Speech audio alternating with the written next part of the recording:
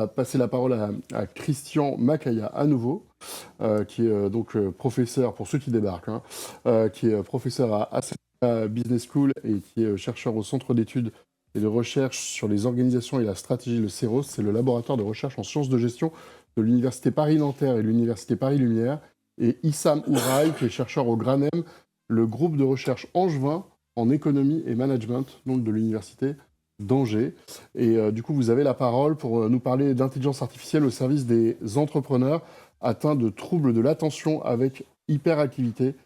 Et le titre de votre présentation, c'est Vers une meilleure gestion des défis et des opportunités. Voilà. Okay. Merci Nicolas. J'espère que ça va. Donc on a la lourde tâche de clore cette journée qui a été très dense comme toutes les journées de recherche. Mais promis, ça va être rapide. Donc j'ai le plaisir de présenter cette recherche qui est en cours. Qui est in progress, qu'on mène avec Issam. On s'est rencontrés au printemps, à un colloque sur l'entrepreneuriat à l'IUT de Roanne. Et entre-temps, on a gardé contact et on s'est découvert un intérêt pour les questions de neurodiversité. Liées à l'entrepreneuriat notamment, ce qui nous a emmené à interviewer une personne passionnante qui s'appelle Sabrina Menasria, retenez bien son nom, qui est une autrice conférencière, consultante sur les thématiques de neurodiversité. En tirant le fil de mon côté, j'ai interviewé également Alexia Hetzel, qui est une coach qui accompagne les employés et les entrepreneurs concernés par le TDAH. Donc le TDAH qui est un trouble de déficit de l'attention avec ou sans hyperactivité, qui est une neuroatypie. On parle de T comme trouble, mais ce n'est pas un trouble psychique, c'est une neuroatypie. À partir de là, on a découvert toute une littérature naissante sur l'entrepreneuriat et le TDAH. On a découvert qu'un certain nombre d'entrepreneurs sont concernés par le TDAH. Et en échangeant, on s'est rendu compte, je me suis rendu compte que, Issam m'a fait savoir qu'il s'était découvert un TDAH sur le tard, assez récemment, et qu'il a été entrepreneur dans d'autres vies. À partir de là, on a initié un dialogue qui visait à savoir comment l'intelligence artificielle peut répondre aux besoins spécifiques des entrepreneurs concernés par le TDAH, en sachant que le TDAH a une prévalence mondiale selon les études de 3 à 5% des adultes, que les principaux défis, et Issam va en parler, concernent notamment la gestion du temps, la concentration, l'organisation, et avec des atouts, notamment en termes de créativité, d'énergie, de pensée innovante. Et j'ai aussi découvert qu'Issam est très créatif fan d'intelligence artificielle, et notamment la présentation, le PowerPoint qu'on présente a été généré par une intelligence artificielle. Merci Issam. À partir de là, je te pose la première question. Issam, quels sont les défis rencontrés par les principaux défis rencontrés par les entrepreneurs concernés? Je préfère concernés à atteints par le TDAH. Bonjour Christian, bonjour tout le monde. Un petit détail, quand on dit trouble de déficit de l'attention avec ou sans hyperactivité, généralement, ce qui vient à l'esprit, c'est qu'il y a un manque d'attention. Ce n'est pas le cas. C'est juste qu'on fait attention à tous les détails, et il y a un défi à prioriser et filtrer ce qu'on veut faire. Vous parlez avec quelqu'un qui a un TDAH adulte, vous commencez votre phrase, au premier mot, il a fait des liens dans son cerveau, il a commencé à imaginer des choses, le temps que vous ayez fini votre phrase, peut-être vous l'avez perdu, peut-être qu'il aura 5 questions à poser ou 5 solutions. Et ça, c'est un défi constant quand on veut être entrepreneur et quand on est atteint de TDAH. Pour plusieurs questions qui sont comment pas se concentrer? J'ai un problème à résoudre maintenant. C'est facile quand on a un TDAH parce que le sens des urgences, il est accru. Et d'ailleurs, vous allez trouver qu'une grande partie des gens qui sont diagnostiqués ou pas, avec syndrome, ils vont choisir des métiers à risque. Ils vont être dans l'armée, mais pas dans les corps ou dans les bureaux. Ils vont être plutôt commando, en infanterie. Ils vont être pompiers, ils vont être policiers, plutôt bac que bureau, que ministère. Ils vont choisir des métiers à risque avec beaucoup d'adrénaline. Parce que c'est ce qui fait que ça... Quand une personne normale va réagir au stress en ayant peur, quelqu'un de TDAH, il va être calme, serein, parce que c'est ce qu'il aime. Et ce type de défi, comment on peut le régler en entreprise? Parce qu'en entreprise, ou quand on est entrepreneur, il y a des actions à court terme, moyen terme, long terme. Pour le court terme, c'est facile à gérer. Le moyen et long terme, c'est là où ça se complique. Parce qu'on perd rapidement le focus. Merci. Merci, Sam. Et donc, comment, à partir de là, l'intelligence artificielle peut-elle optimiser le processus entrepreneurial, notamment dans l'univers technologique? Ouais. Dans l'univers technologique, il y a plusieurs frameworks qui sont utilisés. Mais dans les startups tech, c'est surtout le Lean Startup, qui est basé sur de l'itération rapide. Ce qui facilite la vie à quelqu'un qui est un TDAH, voire ça le favorise par rapport à quelqu'un d'autre. Les itérations sont rapides. On doit pouvoir slicer rapidement les tâches. Faire l'urgent tout de suite. Ce qui n'est pas urgent, ce qui n'est pas critique, on peut l'oublier. Et ça aménage une charge mentale. Avec des outils d'IA qui permettent de faire des designs, des graphes, à répondre à des questions rapidement. Au lieu de perdre 3 heures à rechercher sur Google, on peut avoir rapidement une réponse, puis creuser si on a besoin. Ça permet que ces cycles se rétrécissent et ce qui les rend beaucoup plus efficients dans leur démarche entrepreneuriale. Ne serait-ce que sur la partie trouver un prototype ou créer le prototype. Merci, Sam. Donc, tu parlais de la question de la gestion du temps et des tâches. Comment l'intelligence artificielle peut-elle permettre donc à l'entrepreneur concerné par le TDAH de mieux gérer son temps et ses tâches? L'IA, des fois, utilisée correctement, peut être comme un compagnon de cette personne. Ça permet d'attirer l'attention là où il faut, en faisant des rappels intelligents. Fin du mois, envoyer la paye. Fin trimestre, envoyer au comptable les factures pour qu'il fasse sa déclaration TVA. Ce genre de choses qu'une personne avec TDAH pourra oublier facilement. Parce qu'il sera sur le rush, il a un client, il va être en présentation, il va pitcher, il va oublier d'envoyer sa facture à son comptable, il va oublier de faire la déclaration TVA, il va oublier d'être remboursé. Et en fin d'année, il va recevoir des amendes parce qu'il a simplement oublié. En utilisant ce type d'outil, ça permet d'éviter ce risque et ça permet d'avoir une sorte d'un compagnon qui va à chaque fois vous rappeler à la réalité. Attention, n'oublie pas, fais ceci. Ne serait-ce que pour les tâches les plus basiques de se brosser les dents ou manger. Merci. Ça me rappelle quelqu'un. J'en parlerai à mon comptable.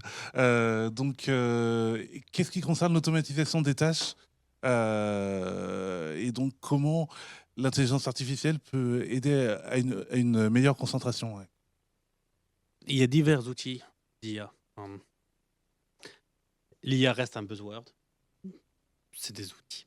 Tant qu'elle n'est pas capable d'auto-apprendre toute seule, de faire tout toute seule sans interaction humaine, ça reste du code. Mais il y a différents outils qui sont disponibles qui permettent de connecter différentes briques logicielles. Ce qui fait que une personne ou un entrepreneur, il sait que pour générer du lead, il doit publier sur LinkedIn un post toutes les semaines, de préférence le lundi ou le jeudi, entre telle heure et telle heure, sur tel fuseau horaire, pour attirer tel type de personnes, afin de générer une interaction et potentiellement décrocher un appel. Au lieu d'oublier de le faire un lundi ou autre, tout se structure, tout ce flux peut être automatisé. La génération du texte peut être automatisée par des appels vers ChatGPT ou équivalent. Se connecter sur LinkedIn peut être automatisé via des robots. Générer une image, ça peut être automatisé. Trouver la bonne cible, ça peut être automatisé. Et tout ça, design dans un workflow, permet une fois pour toutes de faciliter toute la vie au lieu de refaire la partie ennuyeuse, répétitive, qui baisse la productivité de la personne.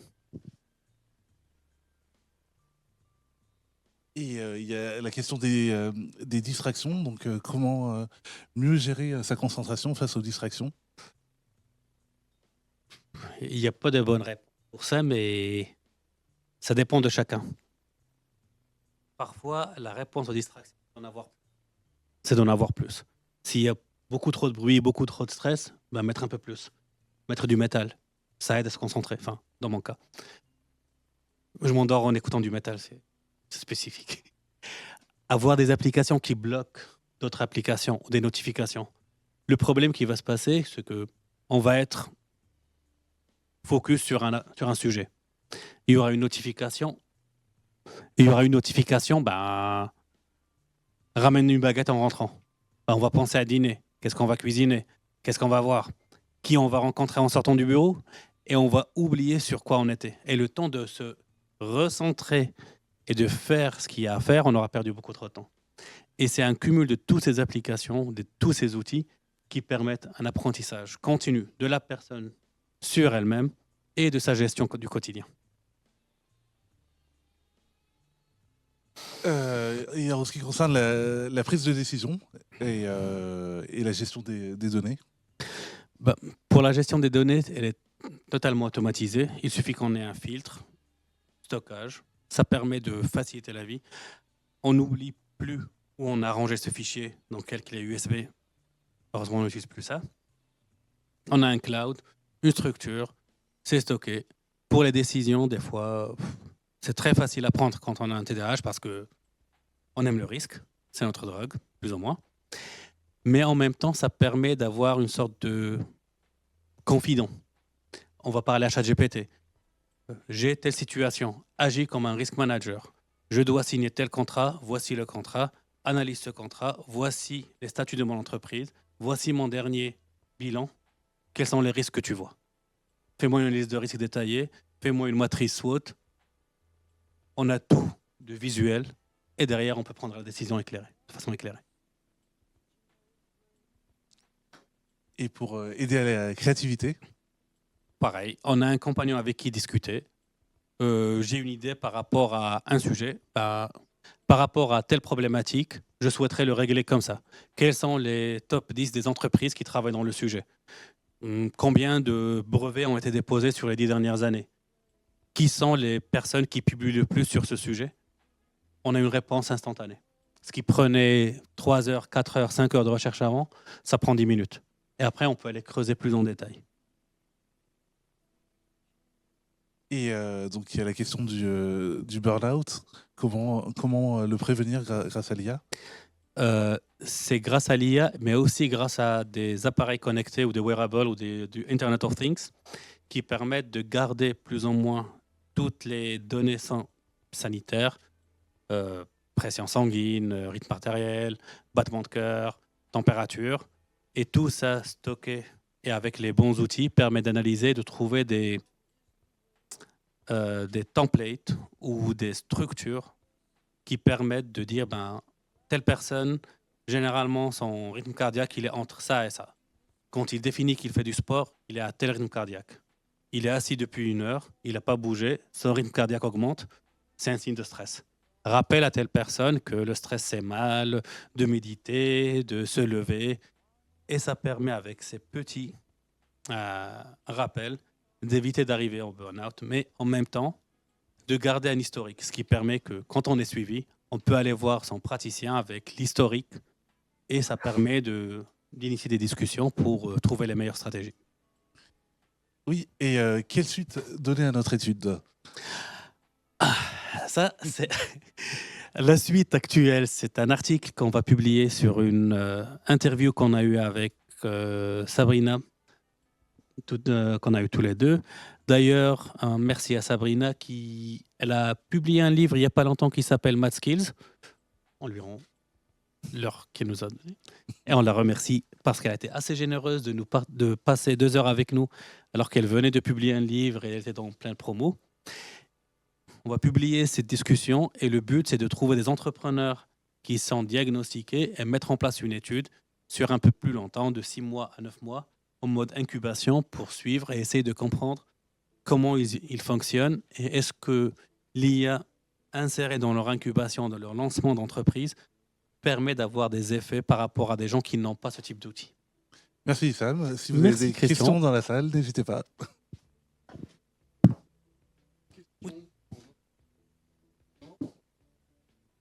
Il y a un micro là-bas qui est ouvert. Et voilà, je vous demanderai juste de vous présenter parce que... Oui, Louna Mourtaji, enseignante-chercheur à l'Université Jules Verne. J'avais une question. J'ai trouvé que c'était très intéressant, très prometteur, mais se pose le problème des données que vous partagez avec l'IA et les données sur lesquelles se base l'IA, parce que nous n'avons aucune information sur les algorithmes, sur comment ça fonctionne, sur la boîte noire, comme on l'a dit ce matin. Et donc, est-ce que ça ne vous dérange pas de partager toute votre vie avec l'IA? Réponse rapide, non. C'est un outil qu'on utilise comme un autre. Les données sont déjà accessibles à qui sait les chercher. Le fait d'avoir un compte spécifique avec un contrat spécifique, pour moi, au contraire, je fais de la mitigation de risques juridiques. Je sais que j'ai partagé avec telle entreprise avec qui j'ai un contrat de protection de données. Je ne pars pas sur un site ou avec une adresse mail sans qu'un contrat. Je paye un service de protection plus. Si quelque chose fuite, je me retourne contre l'entreprise qui est solvable, je demande un dédommagement. À la limite, ils me rendront service. La solution existe. Soit on va freiner, et de toute façon, elle va continuer à évoluer, soit on l'adopte, et on essaie de mitiguer le risque au maximum pour en tirer le mieux. En tout cas, c'est mon approche. Je t'ai piqué le micro, Christian, mais tu peux aussi intervenir. Alors, est-ce qu'il y a une autre question?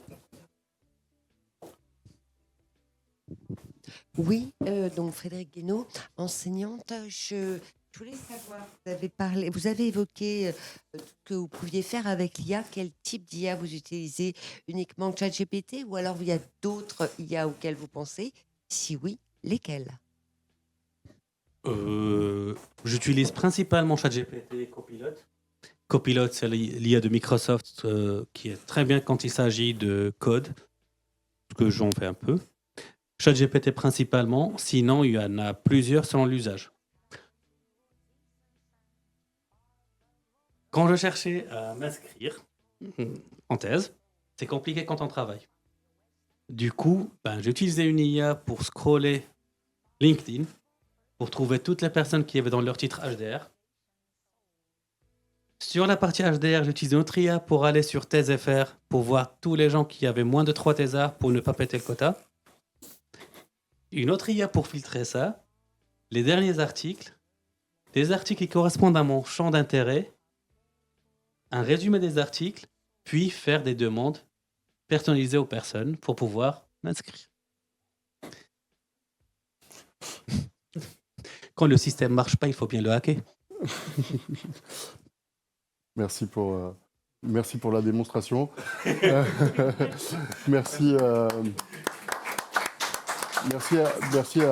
à tous les deux. Merci donc Christian Makaya de Ascensia Business School et Issa Mouraï. Vous êtes chercheur au groupe de recherche Angevin en économie et management de l'Université d'Angers.